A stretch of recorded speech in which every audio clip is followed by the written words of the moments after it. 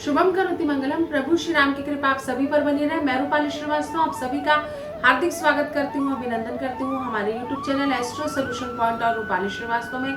आप सभी प्रसन्न होंगे, स्वस्थ होंगे और जीवन में अपने प्रारब्ध को प्राप्त करने के लिए निरंतर प्रयास कर रहे होंगे, ऐसी मेरी मनोकामना है। तो चलिए मैं आज आपको बताती हूँ कि जून के आखिरी सप्ताह में यानी चौथे सप्ताह में आपके साथ क्या क्या होने की संभावना है, आपकी राशियों के अनुसार आपको क्या सावधानी बरतनी है। लेकिन उससे पहले मैं आपको याद दिला दूं, क्या आपने अगर अभी तक हमारे YouTube channel astro solution point और रूपाली श्रीवास्तव को सब्सक्राइब नहीं किया है तो उसे सब्सक्राइब अवश्य कर लें। साथ ही साथ अगर आप मुझसे पर्सनल अपॉइंटमेंट लेना चाहते हैं तो आप स्क्रीन पर दिखाए हुए नंबरों पर कॉल कर अपॉइंटमेंट भी ले सकते हैं। तो चलिए चर्चा करते हैं सबसे पहले मेष राशि की। तो जिनकी राशि मेष है उनके जीवन में कई बार स्थिति और परिस्थितियां उनके अनुकूल और प्रतिकूल होगी। जून के चौथे सप्ताह में आपका मन थोड़ा विचलित रहेगा, यात्राओं के आपके योग बनेंगे, लेकिन आपका जीवन काफी कंफ्यूजन भरा रहेगा। कई निर्णय लेने होंगे आपको, लेकिन आप उसमें असफल हो जाएंगे, जिसके कारण आपके मन में बहुत सारी विषमताएं उत्पन्न हो सकती है।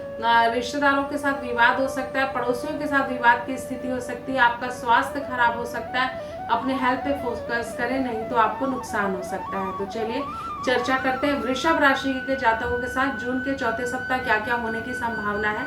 तो आपके जीवन में रुकाव की स्थिति आएगी, ठहराव की स्थिति आएगी। आप अपने काम को एक नई दिशा देंगे, अपनी जिम्मेदारियों के साथ आप जीवन में आगे बढ़ेंगे। धन लाभ होगा, धन आगमन होगा, रुके हुए पैसा आपको प्राप्त होगा, रुका हुआ धन आपको प्राप्त होगा, जिसके कारण आप सुख समृद्धि को तो प्राप्त करेंगे ही करेंगे, साथ ही आपकी ख्याति भी जीवन में फैलेगी। सामाजिक स्तर पर आपका स्तर ऊंचा होगा। वैवाहिक संबंधों में आपकी मधुरता आएगी। प्रेम संबंधों में भी आपके पहले से अच्छी स्थिति रहेगी। साथ ही साथ यात्राओं के आपके योग मुझे बनते हुए नजर आ रहे हैं। आपको हवाई यात्रा का प्रबल योग मुझे दिखाई दे रहा है। तो आपने जाना कि वृषभ राशि के जातकों के साथ जून के चौथे सप्ताह क्या क्या होने की संभावना है। तो अब हम चर्चा करते हैं मिथुन राशि वाले जातकों के साथ जून के चौथे सप्ताह क्या क्या हो सकता है। तो आपको मैं बता दूं कि मिथुन राशि के जातकों को काफी मेहनत की और लगन की आवश्यकता है। आप अपने जीवन में अपने टारगेट को अचीव करने के लिए लगातार प्रयासरत रहेंगे। बहुत हद तक आपको सफलता भी मिलेगी। जीवन में आपके रुके कार्य संपन्न होंगे, आपको आभूषण की प्राप्ति होगी, अमोद प्रमोद में आपका समय बीतेगा। काफी जून का लास्ट सप्ताह आपके लिए एंजॉयमेंट भरा होगा और आपके हवाई यात्रा के योग भी मुझे बनते हुए नजर आ रहे हैं। तो कुल मिलाकर आपके मन में प्रसन्नता रहेगी। व्यापारिक वर्ग की दृष्टि से भी ये समय अच्छा है, कल्याणकारी समय रहेगा। जितना लाभ ले सकते हैं ले लें।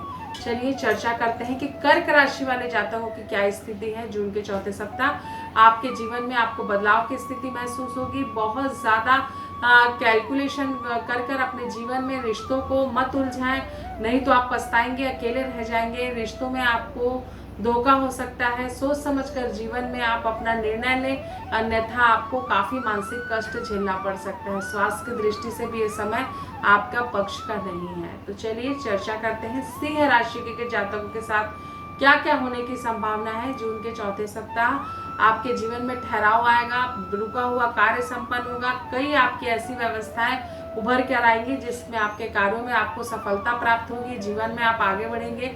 इसके साथ साथ कई आवश्यकताओं की पूर्ति के लिए आपको अपने कार्य को संपादित करना होगा, जिसके कारण भी आपको धन की थोड़ी कमी हो सकती है। लेकिन अगर आप रणनीति बनाकर अपने कार्य की रूपरेखा तैयार करेंगे तो निश्चित ही आपको सफलता प्राप्त होगी। संबंधों की दृष्टि से भी आपके लिए ये समय अच्छा है। तो चलिए चर्चा करते हैं कन्या राशि वाले जातकों के विषय में। तो कन्या राशि वाले जातक जून के चौथे सप्ताह में काफी एंजॉय करने वाले हैं। आपको यात्रा के योग बन रहे हैं, रुका हुआ धन प्राप्त होगा। मित्रों के सहयोग से, मित्रों के आगमन से आपके मन में खुशी का वातावरण रहेगा। काफी एंजॉय करेंगे आप ये समय। साथ ही साथ आध्यात्मिकता की ओर और धार्मिक स्थलों में भी आपकी यात्राएं हो सकती हैं। तो कुल मिलाकर ये समय आपके लिए अच्छा है। व्यापारिक वर्ग की दृष्टि से, स्टूडेंट के लिए भी यह दृष्टि से ये समय आपके लिए कल्याणकारी रहेगा। तो चलिए चर्चा करते हैं तुला राशि वाले जातकों के साथ क्या क्या होने की संभावना है। तो जो तुला राशि के जातक हैं उनके जीवन में पहले से स्थितियां उनके विपरीत हैं। थोड़ा सा आपको धैर्य धारण करना होगा। जीवन में कोई भी निर्णय लेने के पहले आपको ये सोचना आवश्यक होना चाहिए कि आपको क्या सही और क्या गलत है। आप दूसरों की बातों में आकर कोई निर्णय ना लें। साथ ही साथ अपने कार्य पर विशेष ध्यान दें। धन की कमी से कारण आपके मन में खिन्नता रह सकती है। कार्य में आपकी रुकावट आएगी। और संतान के साथ विरोध की स्थिति आपकी उत्पन्न हो सकती है। स्वास्थ्य का आप विशेष ध्यान दें। चलिए तो वृश्चिक राशि वाले जातकों के बारे में चर्चा करते हैं। तो जून के चौथे सप्ताह वृश्चिक राशि के जो जातक हैं वो थोड़े से अपने आप को असहज महसूस करेंगे। उनके मन में घबराहट, बेचैनी रहेगी, जिसके कारण भी उनको समस्या आ सकती है। जीवन में आगे बढ़ने के लिए आवश्यक है कि क्या सही है क्या गलत है ये देखकर आप आगे बढ़े, नहीं तो आपको मुसीबत आ सकती है। साथ ही साथ पैसों का लेन देन सोच समझ कर करें, यात्राओं को टालें।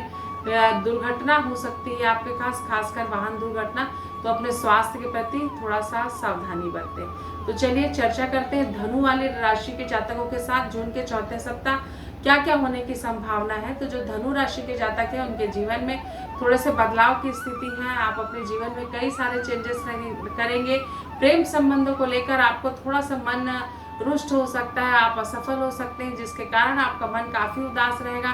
पति पत्नी के मध्य भी विवाद की स्थिति हो सकती है। धन को लेकर भी आपको समस्या आ सकती है। साथ ही साथ धैर्य धारण करें, तभी जीवन में आपका काम आपको बनेगा। व्यापारिक वर्ग की दृष्टि से अगर आप कोई बड़ा कार्य करना चाह रहे हैं तो थोड़ा सा समय को गुजर जाने दें, क्योंकि यह समय अभी आपके पक्ष का नहीं है। तो चलिए चर्चा करते हैं अब मकर राशि के जातकों के विषय में कि जिनकी राशि मकर है उनके साथ क्या क्या होने की संभावना है। तो सबसे पहले तो मैं आपको याद दिला दूं कि जो मकर राशि के जातक हैं उनको बहुत ही ज्यादा संयम बरतने की आवश्यकता है। जीवन में कोई भी निर्णय आप आक्रोशवश लेते हैं, भावनाओं में बहकर लेते हैं, वो आपके लिए खतरनाक हो सकता है। जीवन में आगे बढ़ने के लिए ये आवश्यक है कि आप ये समझें कि क्या सही है और क्या गलत है, और आप क्या चाहते हैं अपने जीवन से, जिसके कारण आपको अपनी राह मिले। साथ ही साथ जीवन में आगे बढ़ते रहने के लिए ये जरूरी है कि हम प्रयास करें।